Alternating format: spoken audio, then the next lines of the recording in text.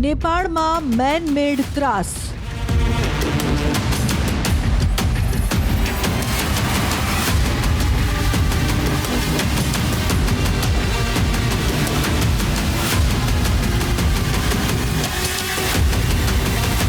આગચંપીના તોફાન બાદ જંપાભરી શાંતિ.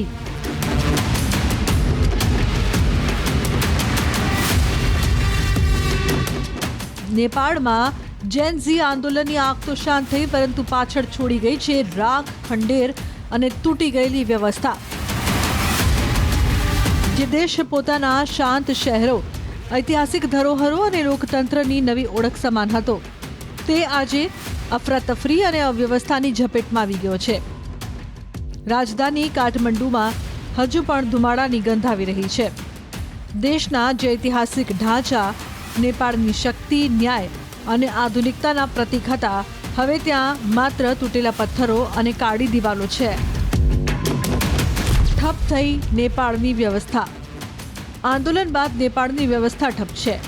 સંસદ ભવન ધ્વસ્ત થવા અને પીએમ આવાસ સળગ્યા બાદ સત્તાનું ઠેકાણું ખોવાયું છે.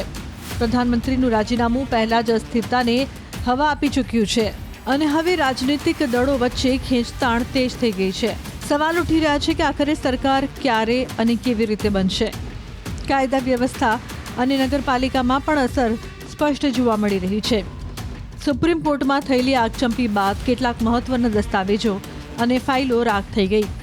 પોલીસ સ્ટેશનોને આગના હવાલે કરી દેવાયું.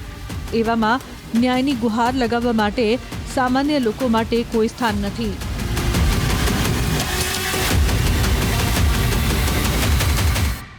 ये नेपाल का बानेश्वर पुलिस स्टेशन है और आप देख सकते हैं ये पुलिस स्टेशन को भी जो प्रदर्शनकारी थे, आंदोलनकारी थे, उन्होंने नहीं बख्शा. पूरा जो पुलिस स्टेशन है वो जल के राख हो चुका है. ऐसे बहुत सारे पुलिस स्टेशन है जल के राख हो चुके हैं. लोग अपनी शिकायत कहाँ दर्ज कराएं उन्हें नहीं पता है, क्योंकि यहाँ पे कोई सरकारी काम हो ही नहीं रहा है पुलिस का.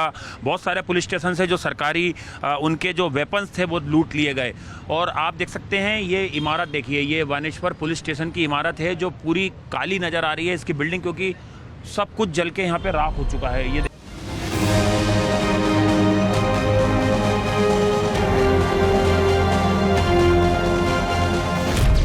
અર્થવ્યવસ્થા પર થપાટ, કંગાળી તરફ નેપાળ. આર્થિક મોરચે પણ નેપાળ હલી ગયું છે. હિલ્ટન હોટલ અને અન્ય પ્રમુખ વ્યવસાયિક સ્થાનો સળગી જતા પર્યટન ઉદ્યોગને મોટો ફટકો પડ્યો છે. વિદેશી રોકાણકારો અને પર્યટકોએ હાલ નેપાળથી દૂરી બનાવી છે. વ્યાપાર મંડળો મુજબ અરબો રૂપિયાની સંપત્તિ માત્ર થોડા દિવસોમાં રાખ થઈ ગઈ છે. નેપાળ ઇન્સ્યોરન્સ એસોસિએશન મુજબ વીમા કંપનીઓને 31 અબજ ભારતીય રૂપિયાથી વધુનો ક્લેમ કરવો પડી શકે છે. આ નુકસાન 2015માં આવેલા ભૂકંપથી પણ 3 ગણું વધુ છે.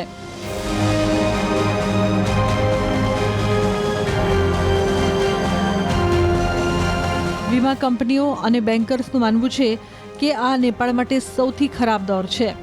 નેપાળ ઇન્સ્યોરન્સ એસોસિએશન અને નેપાળ રાષ્ટ્ર બેંક મળીને નુકસાનની જાણકારી મેળવી રહ્યા છે. જેન્ઝીના આંદોલનથી વધી સામાન્ય લોકોની મુશ્કેલી. સૌથી વધુ મોટું નુકસાન સામાન્ય લોકોને છે, જેમની રોજીરોટી આ ઇમારતો અને ઓફિસો સાથે સંકળાયેલી હતી, જેને આંદોલનકારીઓએ આગના હવાલે કરી દીધી. હવે તેઓ बेरोजगारी અને असुरक्षा सामे झझूमी रहा है.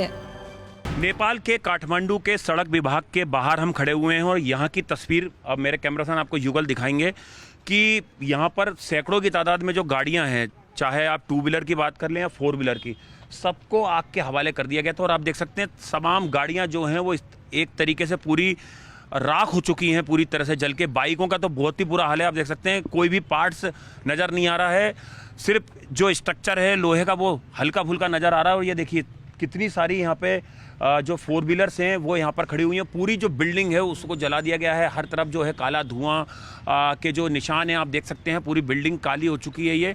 और ये यहाँ का सड़क विभाग है, काफ़ी बड़ा डिपार्टमेंट ऑफ रोड्स का ये सरकारी दफ्तर था. काफ़ी बड़ा ये दफ्तर था जिसको पूरी तरह से आग के हवाले कर दिया गया है.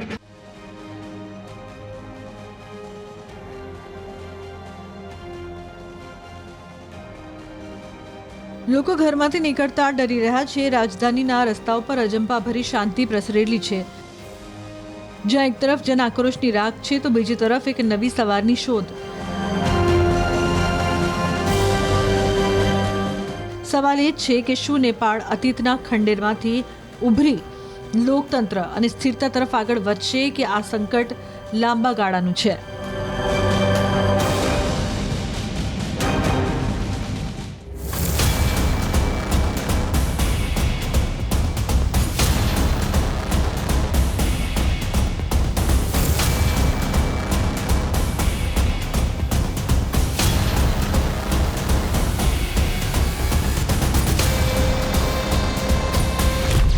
નેપાળમાં યુવા ક્રાંતિ બાદ હવે શાંતિ.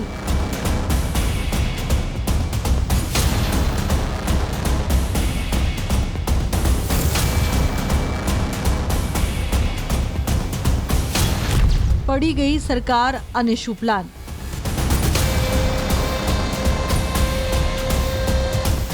કોણ સંભાળશે નેપાળની કમાન? સત્તાની જંગ, કોણ બનશે વચગાળાના પીએમ? સોશિયલ મીડિયા બેન અને ભ્રષ્ટાચાર વિરુદ્ધ દુનિયાના પહેલા જેનઝી આંદોલનનું સ્થાન બનેલું નેપાળ હવે સામાન્ય જીવન તરફ પરત ફરવાનો પ્રયાસ કરી રહ્યું છે. જો કે ઓલી સરકાર પડી ગયા બાદ હવે નેપાળની કમાન કોણ સંભાળશે તેને લઈને રહસ્ય ઘેરાઈ રહ્યું છે. નેપાળમાં રાજનૈતિક ઉથળપાથળ અને હિંસક પ્રદર્શન વચ્ચે ચર્ચાઓ વહેતી થઈ છે. દાવો છે કે નેપાળના પ્રધાનમંત્રી તરીકે કુલમાન ઘીસિંગનું નામ સૌથી આગળ છે. આંદોલનનું નેતૃત્વ કરી રહેલા જેનઝી તરફથી પહેલા નેપાળી સુપ્રીમ કોર્ટના પૂર્વ ચીફ જસ્ટિસ સુશીલા કાર્કેનું નામ આગળ કરાયું હતું. જો કે તેમના નામ પર આંતરિક વિવાદ સર્જાયો, જે બાદ હવે કુલમાન ઘીસિંગનું નામ આગળ આવ્યું. નેપાળમાં આંદોલન 3 ભાગમાં વહેંચાઈ ગયું. મુખ્ય આંદોલનકારી જેનઝી, જેમણે બાલેન્દ્ર શાહ અને સુશીલા કાર્કીનું નામ આપ્યું હતું. રાજાશાહી આંદોલનકારી જેનઝી, જેમણે હર્ક સામ્પાડ અથવા દુર્ગા પ્રસાઈનો પ્રસ્તાવ રાખ્યો હતો. અને ત્રીજું ગ્રુપ છે રાષ્ટ્રીય સ્વતંત્ર પાર્ટી આંદોલનકારી જેનઝી, જેણે સાગર ઢકાલનું નામ આગળ કર્યું હતું. જેનઝી આંદોલનમાં એ હદે તકરારો સર્જાઈ રહી છે કે કાર્યકર્તાઓ વચ્ચે અડધી રાત્રે ઘર્ષણ થયું. ત્રણેય જૂથ આમને સામને આવી ગયા અને હાથાપાઈ કરવા લાગ્યા. ત્રણેય પક્ષ પોતાને અસલી આંદોલનકારી સાબિત કરવામાં લાગી ગયા.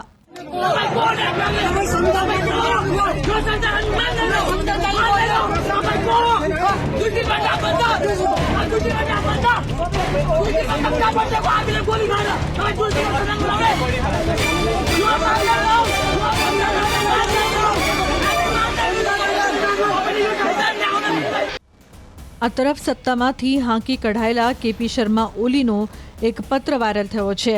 કેપી શર્મા ઓલીએ હાલની સ્થિતિ મુદ્દે જેનઝી આંદોલનકારીઓને ભાવુક ચિઠ્ઠી લખી.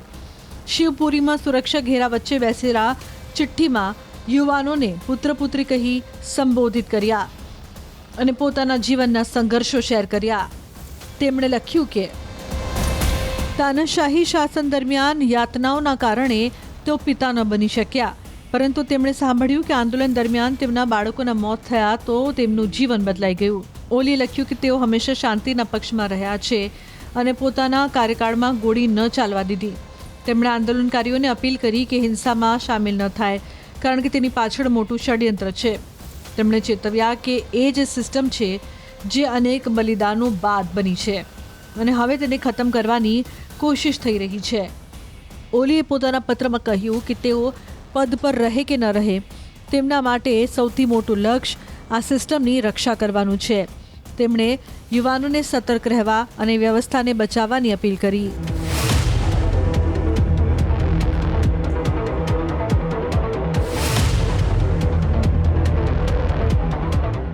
હાલ નેપાળ પોતાના ઇતિહાસના સૌથી ખરાબ સમયમાંથી પસાર થઈ રહ્યું છે.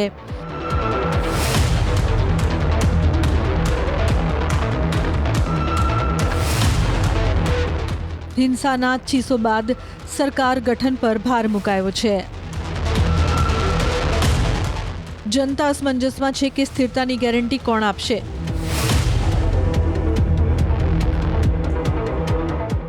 આવામાં વચગાળાની સરકાર માટે સુશીલા કાર્કીના નામની પણ ચર્ચા થઈ રહી છે. મહત્વની વાત એ પણ છે કે તેમણે પહેલા જ ઇન્ટરવ્યૂમાં ભારત સાથે સંબંધો મુદ્દે વાત કરી. તેમણે કહ્યું કે નેપાળની દિશા ભારત વિરોધી નહીં પરંતુ ભારત સહયોગની હોવી જોઈએ. નેપાળ અને ભારત વચ્ચે 1751 કિલોમીટર લાંબી ખુલ્લી સીમા છે. સાંસ્કૃતિક અને જનસંપર્ક સંબંધ જોડાયેલા છે, જેના કારણે સુશીલા કાર્કીનું નામ ચર્ચાઈ રહ્યું છે. मैं तो मोदी जी को तो नमस्कार करती हूँ पहले. I have good impression about Modi ji. दूसरी बात ये है, अभी हमारा ये नाम प्रपोज किया गया है, अभी हमारा कोई फिक्स नहीं है. अभी कोई फिक्स नहीं है, कल चेंज भी हो सकता है. हम नहीं कह सकते कि कल हमारा ही हो रहा है, ये हम नहीं बता सकते. हम लोग बातें करेंगे कि जब इंटरनेशनल मामला होता है, जब दो देश के बीच का मामला होता है, उसमें तो कुछ लोग बैठ करके एक पॉलिसी बनाकर ना बोला जाता है. इसलिए अभी I am very much impressed with Indian leaders. Sushila કાર્કીનું પર્સનલ અને પ્રોફેશનલ જર્ની પણ ભારત સાથે જોડાયેલી છે. બનારસ હિન્દુ વિશ્વવિદ્યાલયમાંથી તેમણે રાજનીતિ વિજ્ઞાનમાં માસ્ટર્સ કર્યું અને ત્યારે જ તેમની મુલાકાત તેમના જીવનસાથી દુર્ગા પ્રસાદ સુબેદી સાથે થઈ, જે એ સમયે નેપાળના ઉભરતા યુવા નેતા હતા. એટલે કે કાર્કીના વિચાર અને દ્રષ્ટિકોણના મૂળ ભારતની ધરતી સાથે જોડાયેલા છે. ભારત નેપાળ સંબંધોને સમજનારા વિશેષજ્ઞો પણ માને છે કે હાલની સ્થિતિ બહુ જ સંવેદનશીલ છે. નેપાળની જનતા રાજનૈતિક અસ્થિરતાના કાદવમાં ઘૂસી ગઈ છે. ભારત માટે સૌથી મોટો સવાલ છે કે પાડોશીઓ સ્થિર અને ભરોસાપાત્ર હોય. ભારતના પૂર્વ રાજદૂત રંજીત રે સ્પષ્ટ કહે છે કે ભારત જનતાની આકાંક્ષાઓ સાથે ઊભું રહેશે અને નેપાળમાં જે પણ નવું નેતૃત્વ આવશે તેની સાથે काम करशे. पॉलिटिकल फोर्स से भारत का संबंध है, तो सबके साथ हमारा अच्छा रिलेशनशिप है. तो भारत की तरफ से मुझे जो लगता है 2-3 चीज़ें. एक, हम लोग हमेशा चाहेंगे कि स्थायित्व हो नेपाल में. ओपन बॉर्डर है तो भारत के हित में भी है अगर नेपाल में स्थायित्व हो. दूसरा, नेपाल में भारत ने हमेशा जन आकांक्षाओं का समर्थन किया है.